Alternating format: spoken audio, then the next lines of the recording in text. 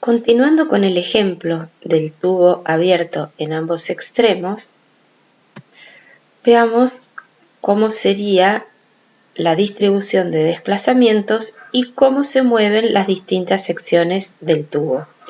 Notemos que, dado que en los extremos tenemos valores máximos, no queda duda que lo que se está graficando son desplazamientos. Notemos cómo es el modo que se va estableciendo, dónde están los nodos, dónde están los antinodos de desplazamiento y dónde van a estar los correspondientes nodos y antinodos de sobrepresión. Notemos, por ejemplo, que este punto es un nodo de desplazamiento. Este punto no se mueve nunca, pero como las secciones que están tanto a su izquierda como a su derecha sí se mueven, hay momentos donde se acercan a este punto, como este instante, y por lo tanto, lo volvemos a ver, en esa zona las sobrepresiones aumentan. Como habíamos dicho, un nodo de desplazamiento se corresponde con un antinodo de sobrepresión. Lo podemos ver también si vemos cómo es la curva de desplazamiento. Notemos que presentan derivadas máximas y por lo tanto se corresponden, como decíamos, con un antinodo de presiones. Entonces, si ahora quisiéramos estudiar este caso desde un punto de vista, como habíamos hecho con las cuerdas, un poquito más conceptual, o sea, sin recurrir tanto a la matemática. Nos preguntamos, por ejemplo, cuáles son las frecuencias que se pueden propagar con un tubo de estas características abierto en ambos extremos. Para eso vamos a pensar, ¿qué formas son compatibles con las condiciones de contorno? Por ejemplo, respecto a desplazamientos, esta distribución de desplazamientos es compatible con las condiciones de contorno. Tiene desplazamientos máximos en los extremos. Pero esta otra forma de distribución de desplazamientos también lo es. Esta tercera forma también es compatible con las condiciones de contorno. Presentan extremos libres, donde los desplazamientos de las secciones pueden ser máximos. Entonces, ahora podríamos seguir, pero ya con estos tres casos es probable que nos alcance para establecer el tipo de relación que se da entre L y las posibles longitudes de onda. Recordemos una vez más que estamos dibujando desplazamientos en esta diapositiva y que es importante aclararlo, cosa que no se ha hecho acá intencionalmente. Es importante aclararlo si estamos dibujando sobrepresiones o desplazamientos, porque según sea una cosa u otra, esta distribución será o no posible. Entonces, aclarado nuevamente que estamos graficando desplazamientos, vemos que hay una relación entre longitud de onda y longitud del tubo, que en este caso es esta. En este caso es esta otra y para este tercer caso finalmente es esta otra. Ya podemos establecer que la relación que hay es que la longitud del tubo tiene que coincidir con un número entero de medias longitudes de onda. Con lo cual, si lo juntamos con esta idea entre la velocidad de propagación, longitud de onda y frecuencia, nos permite muy rápidamente y solo con ver cuáles son los modos posibles de vibración, nos permite determinar las frecuencias propias. Volvamos a notar que es una cantidad infinita, porque este número n es infinito. Para cada número n, una frecuencia propia posible. Para el número n más bajo, la frecuencia más baja, la que llamamos fundamental. Otra cosa que tenemos que ver es que, como ya habíamos dicho, las frecuencias propias dependen de características propias del medio, por ejemplo, longitud, en este caso módulo de compresibilidad, densidad, pero que de lo que no dependen es del sistema de referencia. Fíjense que acá no hemos establecido ningún sistema de referencia, lo que no nos impidió encontrar cuáles son las frecuencias que se pueden propagar por este tubo. Esto es así porque justamente son frecuencias propias, no pueden depender de algo arbitrario como el sistema de referencia. Finalmente, tengamos en cuenta que también no solo dependen estas frecuencias propias de las características del sistema en cuanto a las características en sí del medio, por ejemplo, características del aire que hubiera dentro del tubo, sino que depende de las condiciones de contorno, porque si este mismo tubo, en vez de tener los dos extremos abiertos, tuviera un extremo abierto y uno cerrado, las frecuencias propias tendrían una expresión diferente. Entonces, ya tenemos conocidas cuáles son las frecuencias posibles. Lo que nos restaría sería escribir phi de xt. Esa phi sub n de xt, o sea, la correspondiente a un modo, se va a componer de un factor que depende de x y otro factor que depende de t. El factor que depende de t nos es conocido. Miren cómo hemos escrito esta periodicidad espacial como una suma algebraica de funciones cosenos y senos. En este caso, en el que decimos que en la coordenada x igual 0, nótenlo, en la coordenada x igual 0, los desplazamientos son máximos, entonces este término no va a poder estar, por lo cual b sub n es igual a 0. Este caso de los tubos abiertos es el caso, por ejemplo, de algunos instrumentos musicales de viento como estos.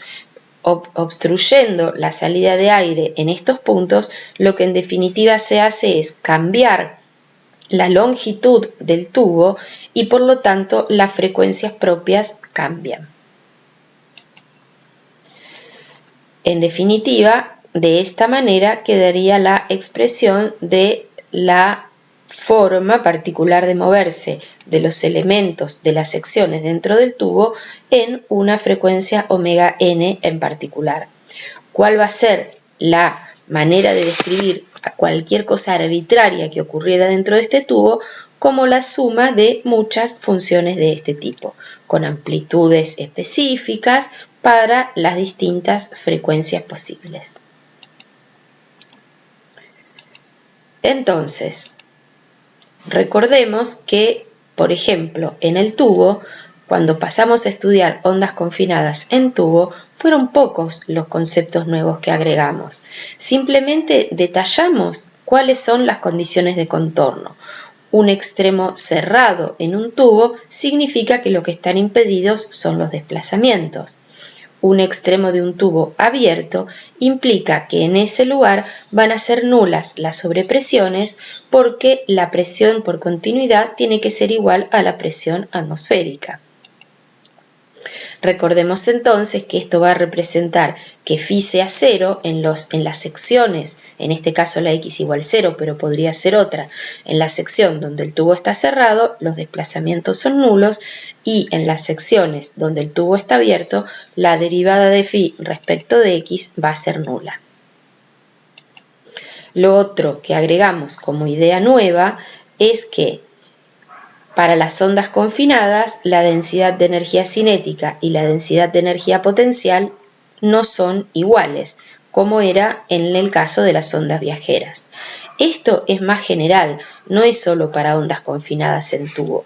La distribución de la energía cinética y potencial en una cuerda tampoco va a ser lo mismo en el caso de ondas confinadas y sí en el caso de ondas viajeras. Lo que ocurre es que no estudiamos, solo por problemas de tiempo, no estudiamos la distribución de energía en cuerdas, sino solo lo hicimos en tubos. Finalmente, recordar que cuando estudiamos ondas sonoras, tienen importancia fundamentalmente las sobrepresiones. Este es el parámetro que más se usa para estudiar ondas sonoras.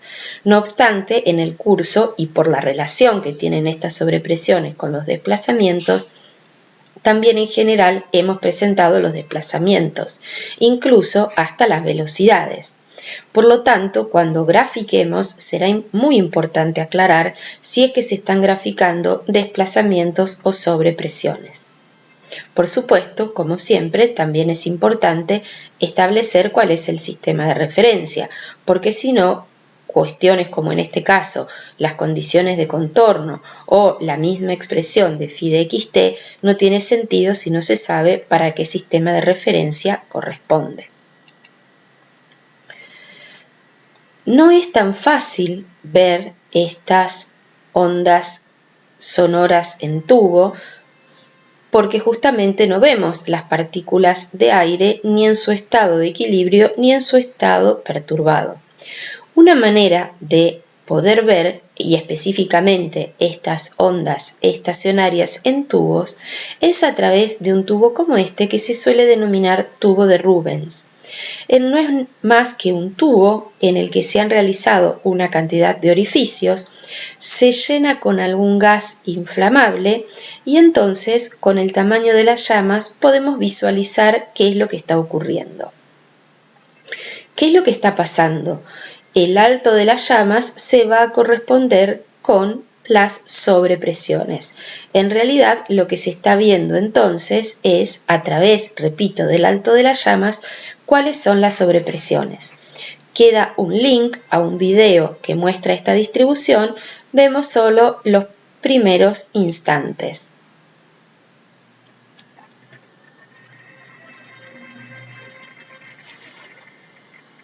Entropy, because I felt that the bog standard description of entropy.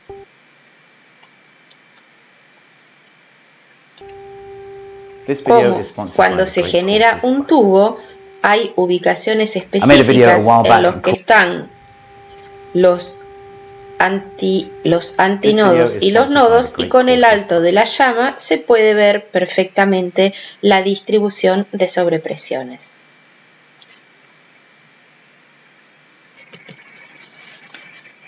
Queda entonces el link a este video para que puedan verlo completo. Sobre todo son interesantes algunos de los minutos del video. Nuevamente vemos aquí una imagen de lo que vimos antes animado. Lo interesante del video es que nos permite escuchar, porque para estas frecuencias y longitudes de onda el sonido resulta audible. Ese sonido se está haciendo ingresar al tubo moviendo un parlante que está en alguno de los extremos. O sea, se trata de sistemas forzados a los que está entrando energía a través del movimiento de un parlante, que hace la misma función que el pistón cuando comenzamos a estudiar este caso de las ondas sonoras. Este tema de las ondas sonoras no solo se ve en un tubo. Tenemos acá una imagen, una vista desde arriba de un ambiente. Notemos que este ambiente en esta dirección longitudinal es similar a lo que veíamos en el tubo, con la diferencia de que ahora el aire en la habitación es algo en 3D, no en una única dimensión. Pero estamos viendo en un instante lo que está ocurriendo o lo que podría estar ocurriendo en esta dirección longitudinal. Notemos que hay una gran diferencia de impedancia entre la impedancia del aire y la de estas paredes rígidas, por lo cual esto se estaría comportando en esta dirección como un tubo con ambos extremos cerrados. Entonces nos preguntamos, ¿qué es esta distribución que estamos viendo? ¿Podría ser distribución de desplazamientos? No, porque dijimos que en extremos cerrados, o sea, donde encuentro una gran impedancia respecto a la impedancia del otro medio, los desplazamientos son nulos. En cambio, ¿qué es lo que ocurre? Las sobrepresiones son máximas. Es justamente la distribución de sobrepresiones lo que estamos viendo. Entonces, notemos que en este y en este lugar hay antinodos de presiones. La persona está sentada, miren en este ejemplo, en este caso particular. ¿A dónde está sentada la persona? Está sentada en un nodo de presión. O sea, ¿qué es lo que va a escuchar esta persona? En teoría no va a escuchar nada porque está en un nodo de presión. ¿Y qué es lo que escuchamos? Justamente esas variaciones de presión. Pero, ¿es así? ¿Puede ocurrir que sentados en un ambiente haya algún lugar específico en el que no escuchemos nada? No, esto exactamente así no va a ocurrir. ¿Por qué? Son varias las razones, pero pensemos solo en una. Este punto es un nodo de presión para este modo y para una frecuencia en particular, la relacionada con esta longitud de onda. Y dijimos que en general los sonidos están formados por muchas frecuencias. Lo que sí es cierto que el nivel de presión sonora no va a ser el mismo en toda la habitación. Por eso, cuando se pide hacer mediciones de ruido en un ambiente, se pide al menos que se hagan mediciones en 3 posiciones, porque efectivamente podemos llegar a estar ubicados con el sonómetro, o sea, con el instrumento de medición, en un lugar donde haya un nodo y por lo tanto en ese lugar la intensidad que se va a percibir va a ser mucho menor que lo que es si estamos en otro punto como un antinodo. Y tengamos en cuenta que esto será más notable si el ruido que está generado ahí tiene una componente, tiene una frecuencia en particular en el que la amplitud sea mayor que en muchas de las otras. Esto en muchos casos se percibe exactamente así. Como decíamos, el problema es ahora no en una dimensión, sino tridimensional. Tenemos en esta imagen la forma, los modos propios en 3 dimensiones, algunos de los modos propios de una sala. Fíjense que en este caso se está permitiendo, por ejemplo, es un modo que permite movimientos en este eje, pero no en ninguno de los otros dos, solo en el eje X, no en Y, no en Z. Lo mismo ocurre con este modo. Este es el modo 1 para movimientos solo en X, este es el modo 2 para movimientos solo en X. Pensemos a qué caso corresponde esto. Este que estábamos viendo acá todavía es con respecto a un modo superior a este, pero con movimiento solo en la dirección X. Lo mismo para movimiento solo en la dirección Y. Acá ya se están combinando movimientos en X y en Y y generan este modo que se denomina 1, 1, 0. Combina el 1 en la dirección X con el 1 en la dirección Y, pero con nada en la dirección Z. Como ven, a medida que vamos complejizando el número de modos y estamos permitiendo modos en las 3 direcciones, resulta más compleja la distribución de modos. Así como cuando estamos en una dirección tenemos puntos nodales, cuando estemos en sistemas en medios en 2D tendremos líneas nodales. Y cuando estamos trabajando con sistemas en 3D tenemos superficies nodales.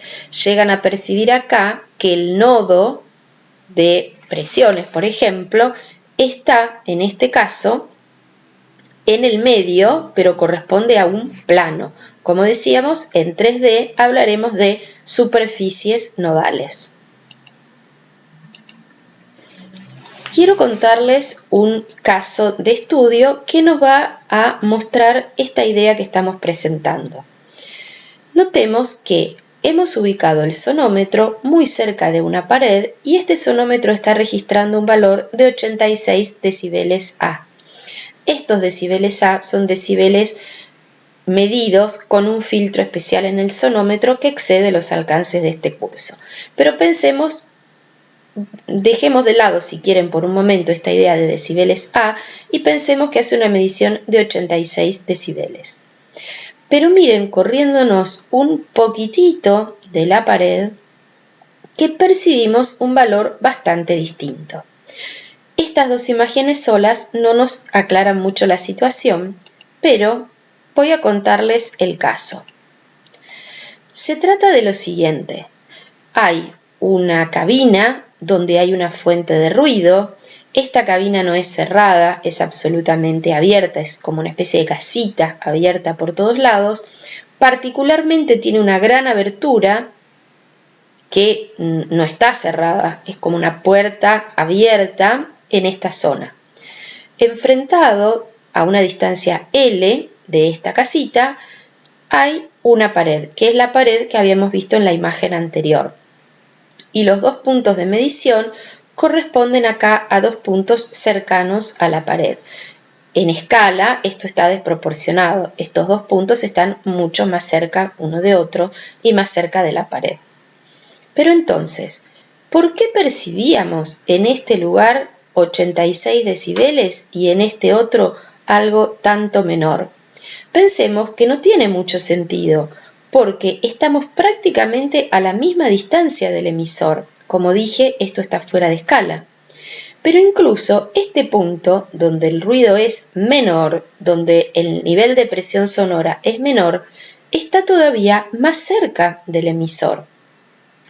No se condice con lo que habíamos visto hasta ahora, que estando más cerca del emisor, la intensidad, el nivel de presión es mayor.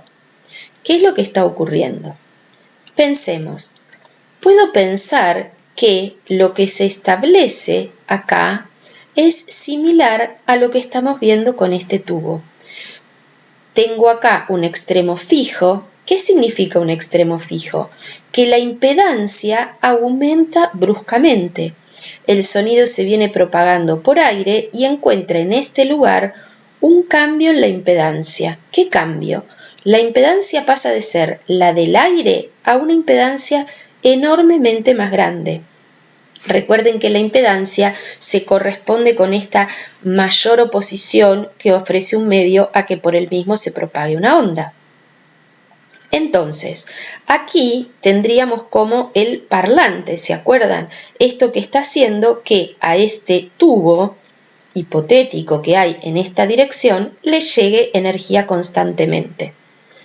Entonces, si tenemos acá distribución de desplazamiento y acá distribución de sobrepresiones, que es lo que mide el sonómetro, podemos notar que en este lugar tenemos un antinodo de presión. Tenemos un mayor nivel de presión sonora, pero que en este punto tenemos un nodo de presión, en este lugar un antinodo, en este lugar un nodo de presión. Y por lo tanto sí se correspondería con esto que escuchamos bastante menos. No perdamos de vista que es como que estamos analizando solo esta dirección. Pensemos que ¿cuál es el punto donde hay un nodo de sobrepresión? Es a 1/4 de la longitud de onda de la pared. Entonces, si la explicación a esto que estamos midiendo fuera esto que estamos viendo acá, querría decir que hay una cierta relación entre esta longitud y esta longitud de onda que estoy viendo. Pensemos lo siguiente. Para que eso fuera así, para que esto fuera así de notable, tendría que tratarse de una única frecuencia. Entonces, en esta diapositiva tenemos el espectro del ruido emitido por esta fuente. Recordamos la idea de espectro. En horizontal, frecuencias, en vertical, amplitudes. Esto es el espectro del ruido que está entrando al tubo. El aire dentro del tubo está forzado por este ingreso. En realidad no es un tubo, es este tubo imaginario que tenemos en esta dirección por ser tan claro esta contención entre este punto y este. Notemos que este espectro es muy particular. ¿Qué frecuencias están presentes? Infinitas frecuencias, infinitas. Pero noten que hay una en particular con una amplitud marcadamente muy superior al resto. Entonces, esta se destaca, la mayor cantidad de la energía está llegando al tubo con esta frecuencia. Notemos que esta frecuencia es de 100 Hz. Entonces, lo que tenemos, por ejemplo, en este punto, puede provenir de muchas fuentes, pero claramente hay una frecuencia que se destaca y podría provenir del ruido generado por esa fuente que estaba adentro de esa cabina. Si esto fuera así, podemos relacionar la longitud de onda con este fenómeno que obtuvimos. Si recordamos que C es lambda por F, tomamos una velocidad aproximada de propagación de 340 metros por segundo. Con este tono de 100 Hz, la longitud de onda sería de 3,4 metros y lambda sobre 4 sería 85 centímetros. Si esto fuera así, a 85 centímetros de la pared notaríamos ese nodo de sobrepresión y exactamente esto resultó así. Esto de exactamente es, por supuesto, con las aproximaciones de estar en estas condiciones, pero resultó muy aproximadamente el caso. Como decía, este fenómeno de que se establezcan modos propios es muy común y se percibe claramente cuando se trata de sonido, aunque no tengamos un sonómetro. Claramente se notaba cuando iba caminando desde esta pared hacia la fuente, claramente se notaba una disminución de la intensidad sonora en determinados puntos. Eso fue lo que llevó a suponer la existencia de este tono. Entonces nos preguntamos, la próxima vez que compre entradas para un recital, por ejemplo, tengo que buscar entradas que me den una ubicación que no se encuentre en un nodo de sobrepresión, porque si no, ¿qué va a ser lo que escuche en ese lugar? Como decíamos, esta persona no estaría percibiendo para nada un sonido en este lugar. ¿Es así? ¿Escucharon alguna vez en un recital que alguien se quejara diciendo en mi ubicación no escucho nada? Tengamos en cuenta que esto corresponde a un modo y de una única frecuencia, pero sí ocurre que la distribución dentro de un ambiente no es igual por la presencia de estos modos correspondientes a las distintas frecuencias y, como vimos, a los modos en distintas direcciones. Tenemos acá el caso de un ambiente prismático también, se ha representado algún modo, fíjense el correspondiente a esta frecuencia, y podemos ver que la distribución de sobrepresiones no es la misma. Si ubicáramos este sillón en este lugar, en el nodo de sobrepresiones, escucharíamos mucho menos. Este estudio se hace, hay que hacerlo, para definir ubicaciones, por ejemplo, de fuentes y de sillones en algo tan sencillo como un home theater.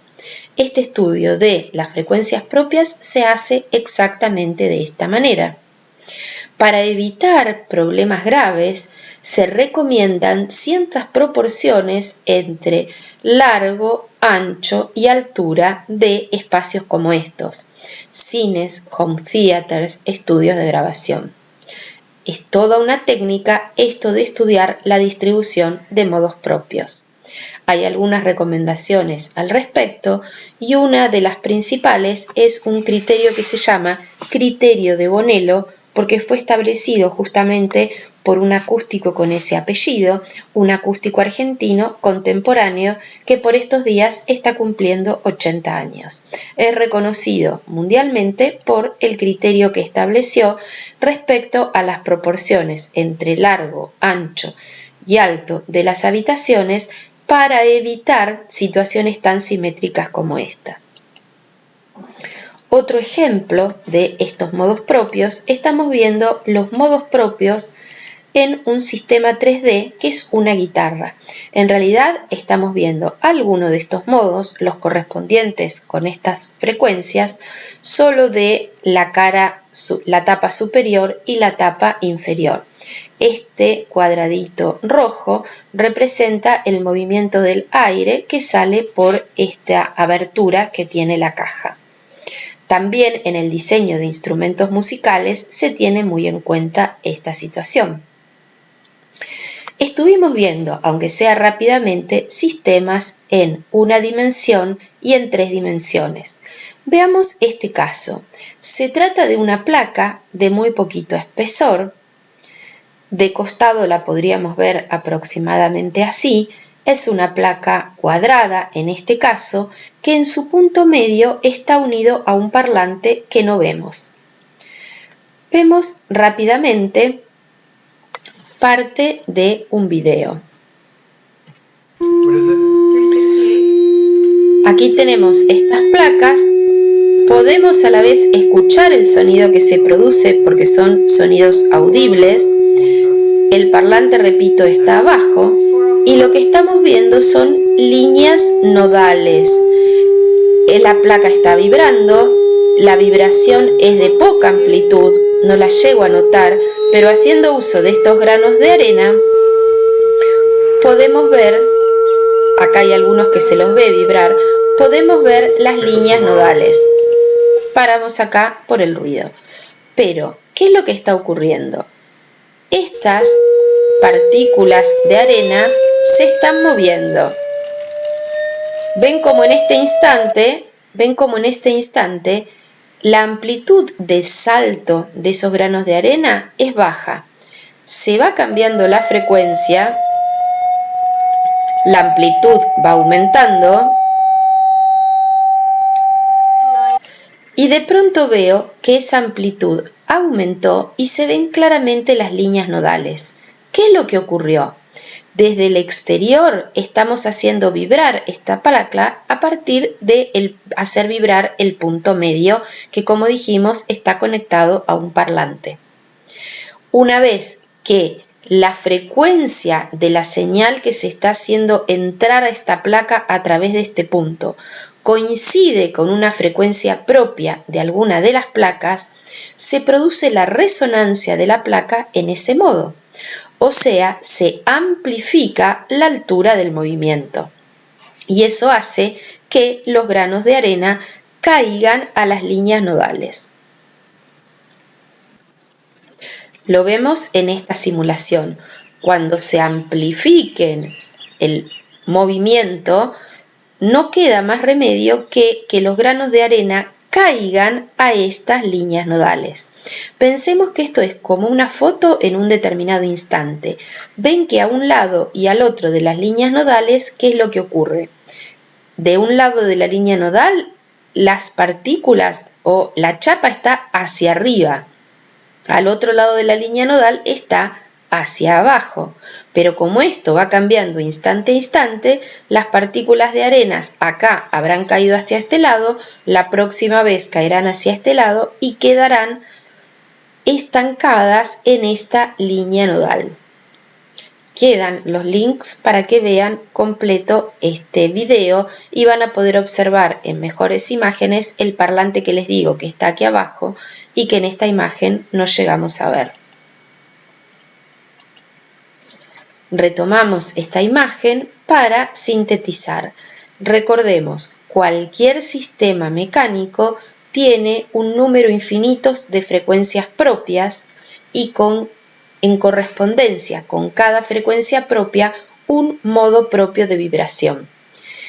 Cualquier movimiento genérico de una pieza se va a poder describir como la combinación lineal de esos modos propios. Recordemos que esas frecuencias propias justamente se llaman propias porque dependen de las características propias del sistema. Pero para un mismo sistema, como por ejemplo para esta tapa de una válvula, por ejemplo, también depende de las condiciones de contorno. Ya habíamos visto este caso, esta pieza tiene los extremos completamente libres, la misma pieza, pero ahora con otras condiciones de contorno. Las eginas están inmóviles. Con esto cerramos este capítulo, esta sección referido a las ondas confinadas.